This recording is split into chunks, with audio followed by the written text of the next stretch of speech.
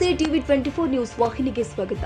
ಸಿರುಗುಪ್ಪ ತಾಲೂಕಿನ ತೆಕ್ಕಲಕೋಟೆ ಪಟ್ಟಣ ಪಂಚಾಯಿತಿಗೆ ಕೊನೆಯ ಅವಧಿಗೆ ನಡೆದ ಅಧ್ಯಕ್ಷ ಮತ್ತು ಉಪಾಧ್ಯಕ್ಷ ಚುನಾವಣೆಯಲ್ಲಿ ಎಸ್ ಆನಂದ್ ಅವರು ಅಧ್ಯಕ್ಷರಾಗಿ ಹಾಗೂ ಎಸ್ಸಿ ಮಹಿಳಾ ಮೀಸಲಾತಿ ಅಡಿ ಉಪಾಧ್ಯಕ್ಷ ಸ್ಥಾನಕ್ಕೆ ಎಂ ದೊಡ್ಡರುದ್ರಮ್ಮ ಆಯ್ಕೆಗೊಂಡಿದ್ದಾರೆ.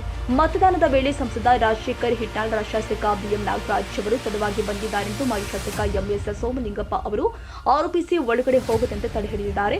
ಇದರಿಂದಾಗಿ ಅವರ ಮಧ್ಯೆ ಕೆಲ ಕಾಲ ಮಾತಿನ ಚಕಮಕಿ ಕೂಡ ಜರುಗಿದೆ. ಡಿವೈಎಸ್ಪಿ ವೆಂಕಟೇಶ್, ಸಿಪಿಐ ಸುಂದರೇಶ್ ಇನ್ನಿತರ ಪೊಲೀಸ್ ಅಧಿಕಾರಿಗಳು ಹಾಗೂ ಸಿಬ್ಬಂದಿಗಳಿಂದ ಸೂಕ್ತ ಬಂದೋಬಸ್ತಿನೊಂದಿಗೆ ಸಂಸದ ರಾಜಶೇಖರ್ ಹಿಟ್ನಾಳ್, ಶಾಸಕ ಬಿಎಂ ನಾಗರಾಜ್ ಅವರನ್ನ ಒಳಗೆ ಕಳುಹಿಸಲಾಗಿದೆ. ಒಟ್ಟು 20 ಕ್ಷೇತ್ರಗಳ ಪಟ್ಟಣ ಪಂಚಾಯಿತಿ ಸದಸ್ಯರ ಸ್ಥಾನಗಳ ಪೈಕಿ ಎಸ್ಸಿ ಮಹಿಳಾ ಮೀಸಲಾತಿ ಅಡಿ ಉಪಾಧ್ಯಕ್ಷ ಸ್ಥಾನಕ್ಕೆ ಬಿಜೆಪಿ ಬೆಂಬಲಿತ ಎಂ ದೊಡ್ಡರುದ್ರಮ್ಮ ಅವರು ಅವಿರೋಧವಾಗಿ ಆಯ್ಕೆಗೊಂಡ್ರೆ ಇತ್ತ ಅಧ್ಯಕ್ಷ ಗಾದಿಗಾಗಿ ಪೈಪೋಟಿ ಏರ್ಪಟ್ಟಿತು. 11 ಬಿಜೆಪಿ, ಕಾಂಗ್ರೆಸ್ 9 ಸದಸ್ಯರ ಪೈಕಿ ಸಂಸದರು ಮತ್ತು ಶಾಸಕರು ಮತ ಚಲಾವಣೆಯಿಂದಾಗಿ 2 ಕಡೆ ಸಮಬಲವಾಗಿದ್ದು ಚೀಟಿ ಎತ್ತುವಲ್ಲಿ ಕೈ ಬೆಂಬಲಿತ ಅಭ್ಯರ್ಥಿ ಮೇಲುಗೈ ಸಾಧಿಸಿದ್ದಾರೆ. ಅಧ್ಯಕ್ಷರ ಆಯ್ಕೆಗೆ ನಡೆದ ಮತದಾನದಲ್ಲಿ ಎಲ್ಲ ಸದಸ್ಯರ ಒಮ್ಮತದ ಮೇರೆಗೆ ಮುನ್ಸಿಪಲ್ ಕಾಯ್ದೆ ಅಡಿ ಚೀಟಿ ಎತ್ತುವ ಮೂಲಕ ಅಧ್ಯಕ್ಷರ ಚುನಾವಣೆ ನಡೆಸಲಾಗಿದೆ ಎಂದು ಎಚ್ ವಿಶ್ವನಾಥ್ ಹೇಳಿದ್ದಾರೆ. ನಮಸ್ಕಾರ.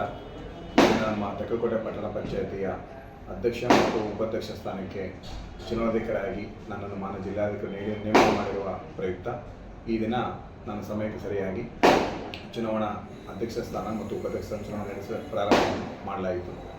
ಈ ಪಟ್ಟಣ ಪಂಚಾಯಿತಿ ಅಧ್ಯಕ್ಷ ಮತ್ತು ಉಪಾಧ್ಯಕ್ಷ ಸ್ಥಾನಕ್ಕೆ ಒಟ್ಟು ನಮ್ಮ ಪಟ್ಟಣ ಪಂಚಾಯತಿಯಲ್ಲಿ 20 ಜನ ಸದಸ್ಯರುಗಳಿದ್ದು 20 ಜನ ಹಾಜರಾಗಿರ್ತಾರೆ ಮತ್ತು ಇನ್ನು ಇಬ್ಬರು ನಮ್ಮ ಕೊಪ್ಪಳ ಲೋಕಸಭಾ ಸದಸ್ಯರು ಮತ್ತು ಸಿರುಗುಪ್ಪ ಕ್ಷೇತ್ರದ ಶಾಸಕರು ಇಬ್ಬರು, ಒಟ್ಟು 22 ಜನ ಚುನಾವಣಾ ಸಭೆಯಲ್ಲಿ ಭಾಗವಹಿಸಿರುತ್ತಾರೆ.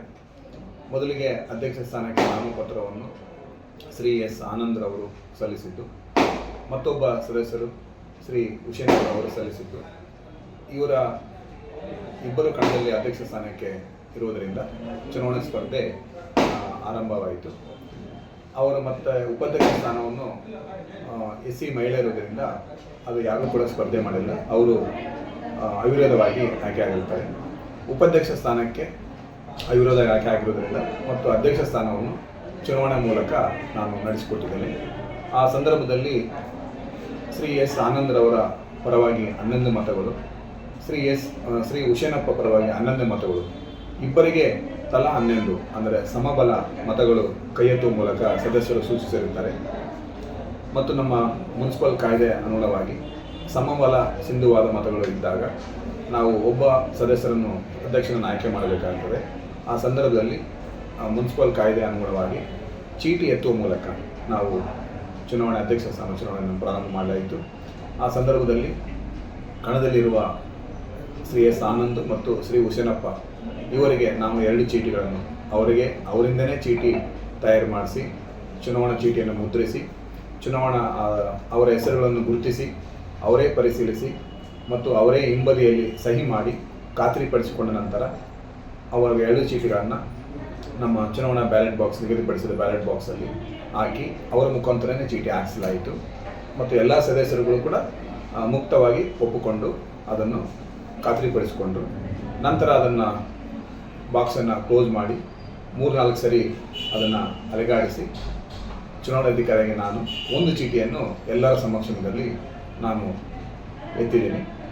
ಆ ಸಂದರ್ಭದಲ್ಲಿ ಚೀಟಿಯಲ್ಲಿ ಬಂದಿರತಕ್ಕಂಥ ಅಭ್ಯರ್ಥಿ ಎಸ್ ಆನಂದ್ ಅವರು ಬಂದಿರ್ತಾರೆ. ಅವರು ನಮ್ಮ ಪಟ್ಟಣ ಪಂಚಾಯತ್ ಅಧ್ಯಕ್ಷರಾಗಿ ಆಯ್ಕೆಯಾಗಿದ್ದಾರೆ. ಮತ್ತು ಇನ್ನೊಬ್ಬರು ಹುಸೇನಪ್ಪರು ಕೂಡ ಅವರು ಕೂಡ ಖಾತ್ರಿಪಡಿಸಿದ್ರು. ಸಭೆಯಲ್ಲಿರ್ತಕ್ಕಂಥ ಎಲ್ಲ 22 ಜನ ಸದಸ್ಯರುಗಳು ನಮ್ಮ ಚುನಾವಣಾ ಪ್ರಕ್ರಿಯೆಯನ್ನು ಸಂಪೂರ್ಣ ಒಪ್ಪಿಕೊಂಡು ಎಲ್ಲರೂ ಶಾಂತಿಯಿಂದ ಇದೆ. ನಮ್ಮ ಚುನಾವಣೆ ಅಲ್ಲ, ಚುನಾವಣಾ ಸಭೆ ಪ್ರಾರಂಭ 1 ಗಂಟೆ ನಂತರ ನನ್ನ ನೋಟಿಸ್ನಲ್ಲಿ ಇರೋದು. 1 ಗಂಟೆ ನಂತರ ಬಂದಿರತಕ್ಕಂಥ ಎಲ್ಲ ಸದಸ್ಯರಿಗೆ ನಾವು ಅವರಿಗೆ ಹಾಜರಾತಿ ಕೊಡಬೇಕಾಗುತ್ತೆ. ನಾನು ಸಮಯಕ್ಕೆ ಸರಿಯಾಗಿ 1 ಗಂಟೆಗೆ ಪ್ರಾರಂಭ ಮಾಡಿದ್ದೀನಿ. ಎಲ್ಲ ಸದಸ್ಯರು ಇನ್ನೂ ಬರ್ತಾ ಇದ್ರು. ನಮ್ಮಲ್ಲಿ ಕೋರಮ್ ಬೇಕಾಗ್ತದೆ. 20 ಜನ ಕೋರಮ್ ಇರೋ ತನಕ ನಾವು ಕಾಯಬೇಕಾಗುತ್ತೆ. ಹಾಫ್ ಆನ್ ಅವರ್ ನಾವು ವೇಟ್ ಮಾಡಬೇಕಾಗುತ್ತೆ. ಇಲ್ಲಿ ಶುರುವಾಯಿತು. ಯಾಕಂದರೆ ಒಬ್ಬ ಸದಸ್ಯರೆಲ್ಲರೂ ಅವರವರು ಪಾರದರ್ಶಕ ಅವರೆಲ್ಲ ಒಪ್ಕೊಂಡಿದ್ದಾರೆ. ಇಲ್ಲಿ ಬೇರೆಯವರು ಬಂದು ಗೇಟ್ ಹಾಕಬಾರ್ದು, ಯಾವುದೇ ಒಂದು ಕಾರಣಕ್ಕೂ ಗೇಟ್ ಹಾಕಬಾರ್ದು. ಅವ್ರು ಬಂದು ಬೇಕಾದ್ರೆ ನನ್ನ ಚುನಾವಣಾಧಿಕಾರಿ ನನ್ನಲ್ಲಿ ಬಂದು ಮೀಟಾಗಿ ಏನು ಅಂತ ಕೇಳ್ಬೋದಿತ್ತು. ಆದರೆ ಗೇಟ್ ಹಾಕಿದ್ರೆ ಬೇರೆಯವ್ರಿಗೆ ಬರೋದು ಹೋಗೋಕ್ಕೆ ತೊಂದರೆ ಆಗ್ತದೆ. ಅಲ್ಲಿಯೇ ಒಂದು 10-15 ನಿಮಿಷ ನಮಗೆ ಅವರಿಗೆ ಚರ್ಚೆ ಆಯಿತು. ಆ ಸಂದರ್ಭದಲ್ಲಿ ವಿಳಂಬ ಆಗೇ ಆಗ್ತದೆ. ಸೊ ಇದರಲ್ಲಿ ಚುನಾವಣೆ ಸಭೆ ಪ್ರಾರಂಭ ಮಾಡುತ್ತೆ ನಂತರ 1 ಗಂಟೆ ನಂತರ ಇದರಲ್ಲಿ ಯಾವುದು ನಂತರ ಸಭೆ ಪ್ರಾರಂಭ ಅದಕ್ಕೆ ಪಂಚಾಯತಿಯಲ್ಲಿ ಭಾಳ ಚರ್ಚೆ ಆಗಿತ್ತು ಅಂದರೆ ಇಲ್ಲಿ ಸಮಬಲ ಇತ್ತು. ಅವರು ಬಿ ಜೆ ಪಿಯವರು ಕೂಡ 11 ಜನ ಇದ್ದರು, ಕಾಂಗ್ರೆಸ್ನವರು ಕೂಡ 11 ಜನ ಇದ್ದರು. ಮತದಾನ ಸಮಬಲ ಆಗಿದ್ದರಿಂದ ಚೀಟಿ ಎತ್ತೋದ್ರ ಮೂಲಕ ಇವತ್ತು ಅಧ್ಯಕ್ಷರಾಗಿ ಆನಂದ್ ಅವರು ಕಾಂಗ್ರೆಸ್ನಿಂದ ಆಯ್ಕೆಯಾಗಿದ್ದಾರೆ. ಮುಂದೆ ಎಲ್ಲರನ್ನೂ ಕೂಡಿಸ್ಕೊಂಡು ಒಂದು ಅಭಿವೃದ್ಧಿಯಂತ ಶಾಸಕರು ಮತ್ತು ನಾವು ಕೂಡ ಎಲ್ಲ ಸದಸ್ಯರು ಕೂಡಿಕೊಂಡು ಅಭಿವೃದ್ಧಿ ಮಾಡೋ ಕೆಲಸವನ್ನು ಕೂಡ ಮಾಡ್ತಾರೆ. ಅಭಿವೃದ್ಧಿ ಆಗಬೇಕಾಗಿದೆ. ಈಗಾಗಲೇ ಅನುದಾನಗಳು ಬರ್ತಾ ಇದಾವೆ. ನಗರೋತ್ಥಾನ ಫೇಸ್ 4 ವರ್ಕ್ ಕಾಮಗಾರಿ ಪ್ರಾರಂಭ ಆಗಿದ್ದಾವೆ. ಈಗ KKRDBಯಲ್ಲಿ ಕೂಡ ಅನುದಾನಗಳು ಬರ್ತಾ ಇದ್ದಾವೆ. ಇನ್ನೂ ಹೆಚ್ಚು ಅಭಿವೃದ್ಧಿ ಆಗಬೇಕಾಗಿದೆ. ಈಗ ನಾವು ಕೂಡ ಮೊನ್ನೆ ಈಗ ನ್ಯಾಷನಲ್ ಹೈವೇದು ಬೈಪಾಸ್ ಆಗಬೇಕಾಗಿದೆ. ಒಳಗಡೆ ಸಿಟಿ ಸಿಮೆಂಟ್ ರೋಡ್ ಆಗಬೇಕಾಗಿದೆ. ಅದನ್ನು ಕೂಡ ಗಡ್ಕರಿ ಅವರಿಗೆ ಮನವಿ ಮಾಡಿ ನಾವು ಕೂಡ ಲೆಟರ್ ಕೊಟ್ಟಿದ್ದೀವಿ. ಮಾಡಿಕೊಟ್ಟು ಭರವಸೆಯನ್ನು ಕೂಡ ಗಡ್ಕರಿ ಸಾಹೇಬ್ ಹೇಳಿದ್ದಾರೆ.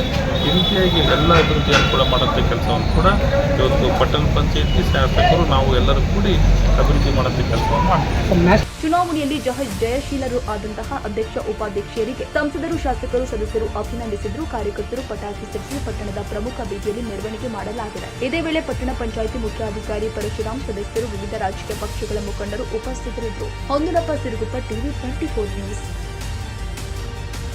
ತಾಜಾ ಸುದ್ದಿಗಾಗಿ ಟಿವಿ 24 ನ್ಯೂಸ್ಗೆ ಸಬ್ಸ್ಕ್ರೈಬ್ ಮಾಡಿ ಮತ್ತು ಬೆಲ್ ಐಕಾನ್ ಒತ್ತಿ ತಪ್ಪದೇ ಲಿಂಕ್ ಶೇರ್ ಮಾಡಿ.